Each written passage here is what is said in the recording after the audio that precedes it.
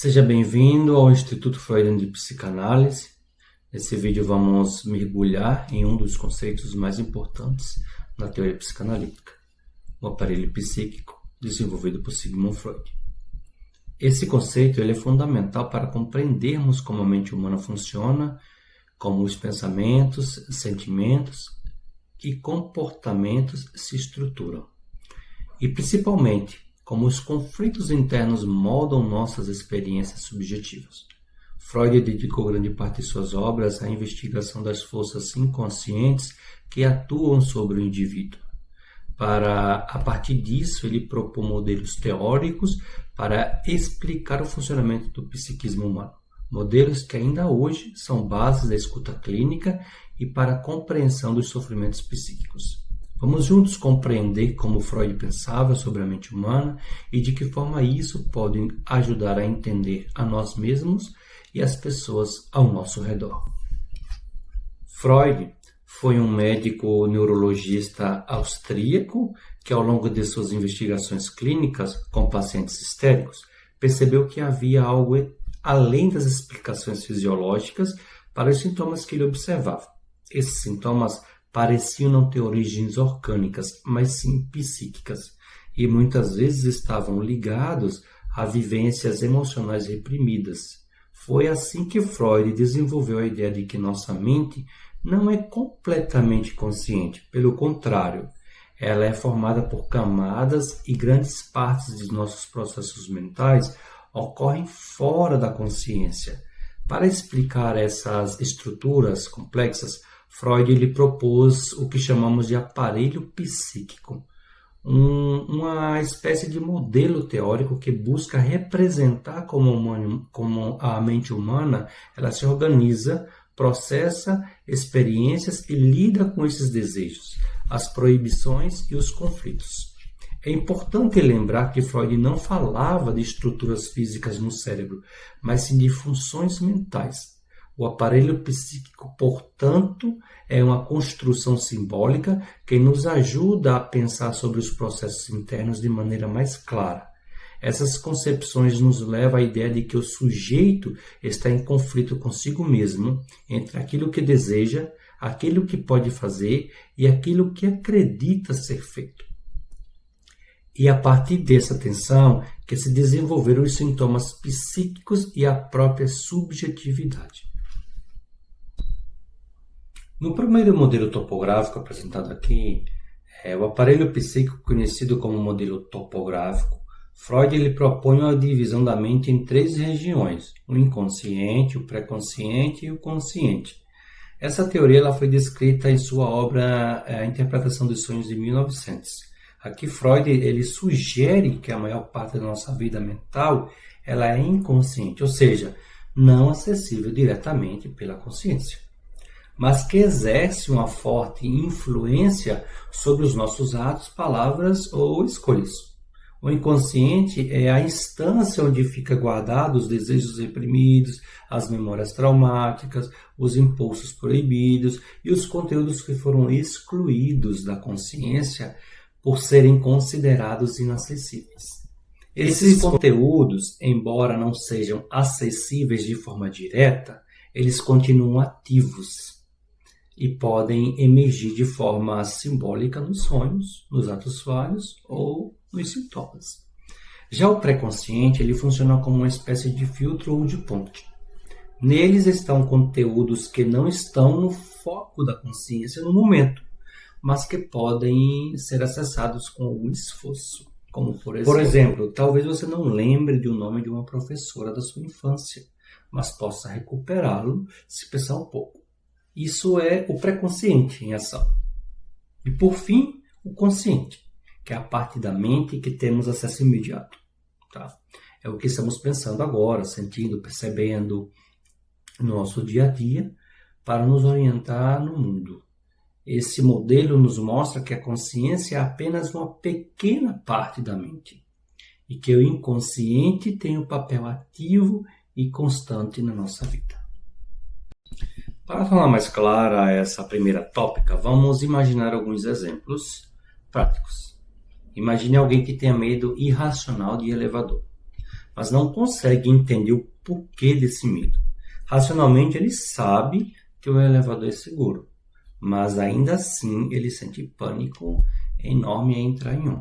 Esse medo pode estar ligado a experiências do inconsciente, como uma lembrança reprimida da infância. Por exemplo, ter ficado preso ou ter um trauma associado a uma situação de confinamento. Por outro exemplo, às vezes dizemos algumas coisas sem querer, um ato falho, como chamar uma pessoa por outro nome ou trocar uma palavra sem intenção.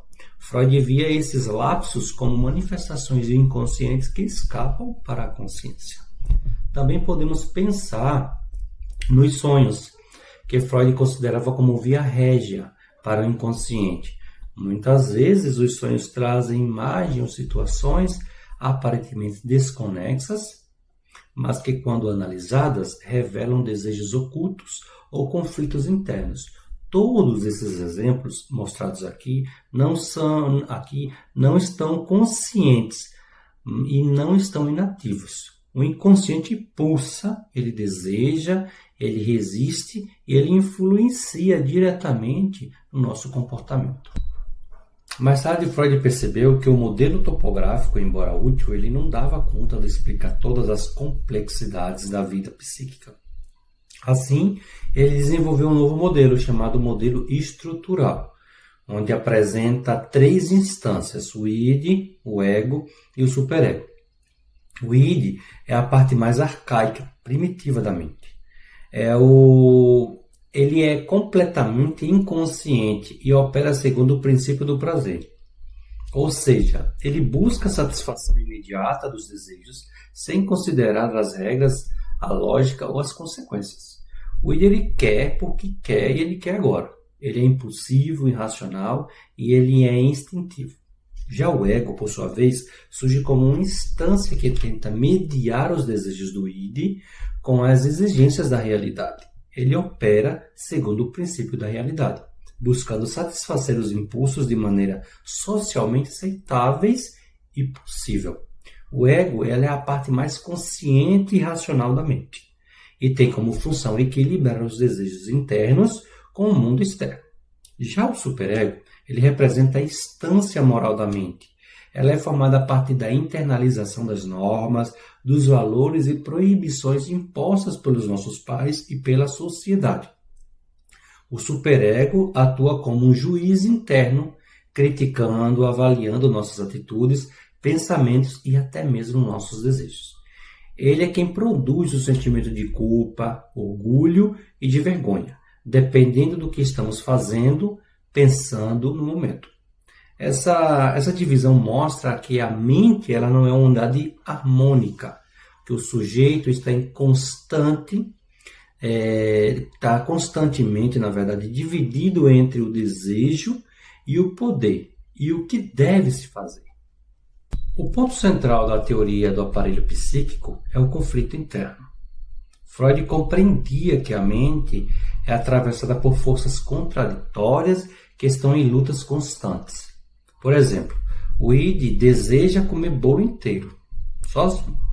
Já o ego reconhece que isso pode fazer mal, que estamos em dieta ou que não é aceitável socialmente. Já o superego pode dizer que esse comportamento é feio, ele é egoísta e que ele fará sentir culpa depois de realizar. O ego, então, ele precisa encontrar uma saída. Talvez comer um pedaço ou adiar esse desejo para outro momento. Esse conflito, se ele for muito intenso e mal resolvido, o ego pode recorrer a mecanismos de defesa, como a negação, a repreensão ou a racionalização. Esses conflitos são inevitáveis, eles fazem parte da vida humana e da nossa construção psíquica. O problema surge quando o ego ele não consegue administrar essas tensões de forma saudável, o que pode levar à formação de sintomas neuróticos como a ansiedade, a fobia, a compulsão ou até mesmo as somatizações. Por isso, a psicanálise não busca eliminar os conflitos, mas sim torná-los conscientes para que o sujeito possa lidar melhor com eles. ampliando seu campo de ação e de liberdade. Quando os conflitos entre o id, o ego e o superego não são elaborados, o sujeito pode desenvolver manifestações que revelam esses impasses. Esses sintomas são, na verdade, soluções psíquicas inconscientes encontradas pelo ego para lidar com as tensões. Por exemplo, uma pessoa que reprime intensamente seus desejos sexuais, eles podem desenvolver sintomas como angústia, insônia, crise de ansiedade ou dores físicas sem causas médicas aparentes. Outros podem desenvolver compulsões como a necessidade de repetir certos rituais, como lavar as mãos várias vezes, como uma tentativa inconsciente de controlar uma angústia que não consegue nomear. O importante aqui é estabelecer os sintomas que ele tem sentido. Eles não são aleatórios, eles são manifestações do conflito psíquico e por isso devem ser escutados, compreendidos e interpretados, e não apenas eliminados. A proposta, então, da psicanálise é abrir espaço para essa escuta, uma escuta sem julgamento, capaz de ajudar o sujeito a se conhecer mais profundamente e a lidar melhor com suas próprias contradições. O Instituto Freudiano de Psicanálise é uma instituição voltada ao ensino, à pesquisa e à difusão da teoria psicanalítica com base nas obras de Sigmund Freud e de grandes pensadores que o sucederam. Nosso compromisso é tornar o conhecimento da psicanálise acessível, profundo e transformador, alcançando estudantes, profissionais da saúde mental, educadores e todos os que se interessem pelo funcionamento da mente humana. Oferecemos curso completo na formação de psicanálise clínica, com aula 100% online, permitindo que nossos alunos estudem no seu próprio ritmo, com suporte constante de professores experientes e conteúdos de alta qualidade. Aqui, valorizamos o rigor teórico, a ética na escuta clínica e o respeito à singularidade de cada sujeito. Nossa metodologia une tradição freudiana com recursos pedagógicos modernos, proporcionando uma formação sólida e acessível. Se você deseja se aprofundar nos conhecimentos da psicanálise, desenvolver sua escuta clínica e transformar sua relação consigo mesmo e com os outros, o Instituto Freudiano de Psicanálise é um lugar seguro. Matricule-se agora mesmo pelo site que aparece no card ou na descrição desse vídeo. Se você gostou desse conteúdo, inscreva-se no canal, ative o sininho e fique por dentro dos novos vídeos sobre Freud, psicanálise, inconsciente, sintomas, clínicas e teoria psicanalítica. Nós juntos vamos explorar as profundezas da mente humana. Muito obrigado por estar até aqui e até o próximo vídeo.